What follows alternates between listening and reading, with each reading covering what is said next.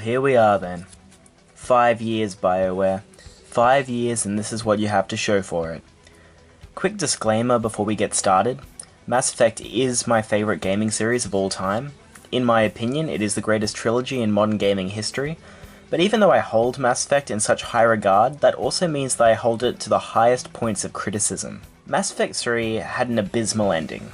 BioWare needed Andromeda to land so badly, and unfortunately, this ship has plummeted worse than Dissension Media's reputation amongst the gaming community. Mass Effect Andromeda was meant to win everyone back that was burnt at the stake due to their nonsensical writing in the final 15 minutes of the last game. Andromeda was meant to be BioWare showing up at our doors in the middle of the night with a heartfelt apology and a bouquet of roses. But no, this was no romantic re-engagement. This was instead an unfaithful ex drunkenly slurring their way through excuses, all while giving bug eyes that stare through the very fabric of our souls.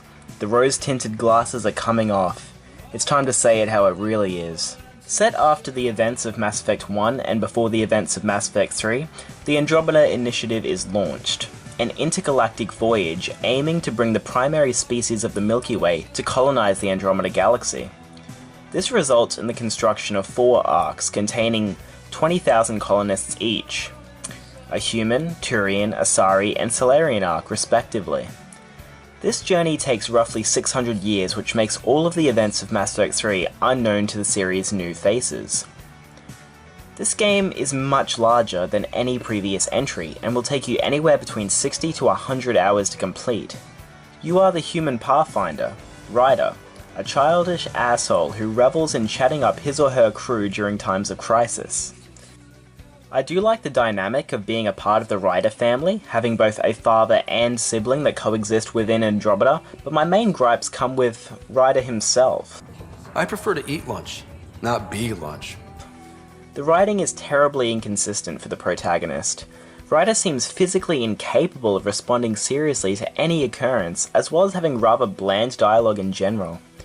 Ryder just isn't very bright, and his spoken responses are usually simplified versions of whatever the dialogue wheel presents.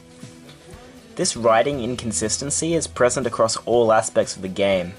Some missions will be yawn-inducing with nothing interesting happening, while other story beats rival some of those even in the original trilogy.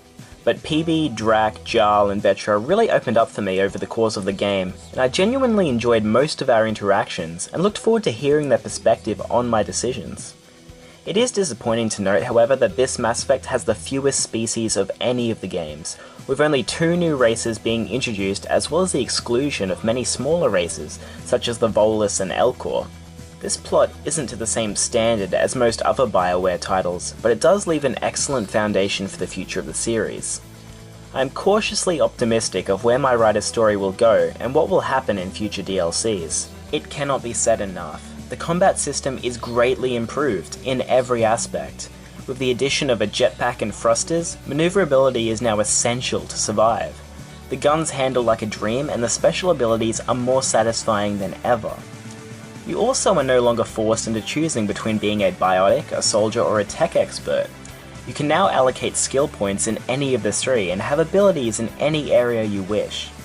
You can pick up and throw your enemy into one of your own trip mines, or throw a frag into one of your Mass Effect fields. The ability to mix and match across build types results in very fun combinations.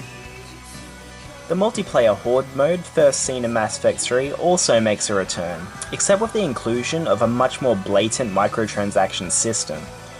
It must also be said that Andromeda offers far less species options, character types, enemy types, and also the number of maps in general. It does suck, but BioWare seem intent on supporting the multiplayer with frequent free DLC, so we can expect a lot more variety in a few months' time. The multiplayer itself is fun once again, but if you weren't a fan the first time around, this will by no means convert you. Good God above. The current facial animations, technical issues, and random bugs present in Andromeda are completely unacceptable. It's not like you have to do anything strange in-game in order for it to break either.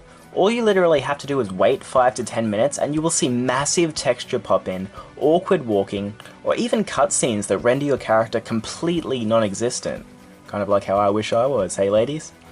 I was having a heartfelt moment with one of my companions. They took me to meet their family at their ancestral home, and what was meant to be one of the most emotional moments of the game was ruined because my rider was simply not there. He had simply donned an invisibility cloak and chose to only communicate vocally.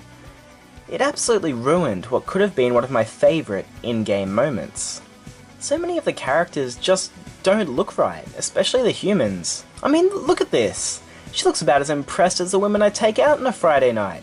Completely disinterested, to the fullest degree. I know Ryder's a cocksucker, but jeez. Another disappointing aspect of the game is the original soundtrack.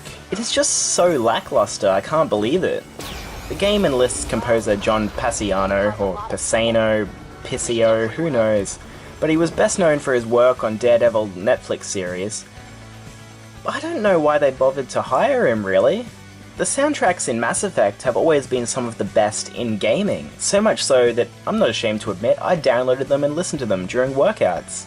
Gazing out the window while on the treadmill, wondering what the universe held for me, now I know that it held nothing but a brown paper bag full of dog shit, disappointment, broken dreams, and poorly written human characters. You will not notice the soundtrack at all during this game. It's almost like it's not there at all. So disappointing. On a positive note, most of the voice acting is passable. Sure, many of the NPCs don't sound very enthused, but with a game with over 2,000 individual conversations, we can't really be too harsh on them. What's important is that most of the primary characters have excellent delivery, besides the writers, of course. Mass Effect Andromeda was meant to give our lives purpose, to make gaming great again, but instead, it has driven us further towards the noose and more uncertain about the future than ever before.